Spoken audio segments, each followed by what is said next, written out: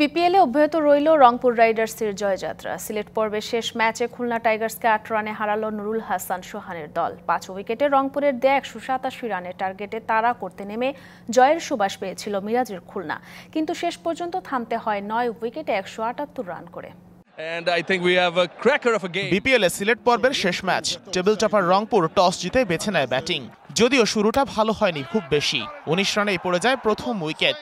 ১৩ করা Stephen টেইলরকে clean bold করেন আবু হায়দার রনি। এ ম্যাচে ব্যর্থ সাইফ হাসানও ১১ বল খেলে করেছেন মাত্র ৭।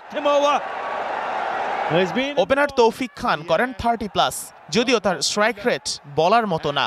তবে ইফতেখারের ৪৩ ইনিংসের ধার বাড়িয়েছে। শেষ দিকে খুশ দিলশার ব্যাটিং ঝলক পাল্টে দেয় পুরো ইনিংসের চিত্র। ৩৫ বলে খেলেন ৭৩ রানের ঝলমলে ইনিংস, ছক্কা মারেন হাফ ডজন, ৪ এক হালি। ১৮৭ রানের টার্গেটে শুরু থেকে সাবলীল দুই খুলনা ওপেনার। উদ্বোধনী জুটি থেকে আসে ৩১, খারাপ বলা চলে না। দারুইস রাসুলি ফিরে গেলেও আর এক ওপেনার নাইম শেখ মেরেছেন 50, ৪১ বলে করেন ৫৮। ওরপরে কাজের কাজটা করেছেন ক্যাপ্টেন মেহেদি মিরাজ, ২৪ বলে করেছেন ৩৯। আফিফ হোসেন ধ্রুব আউট হওয়ার আগে টেনেছেন ইনিংস, এগিয়ে নিয়েছেন বেশ খানিক। এই লোকাল বয় ১৫ বলে করেন ২৯।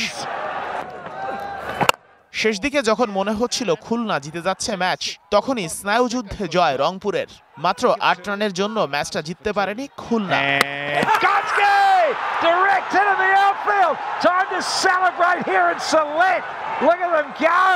Sheikh Ashik, DBC news desk.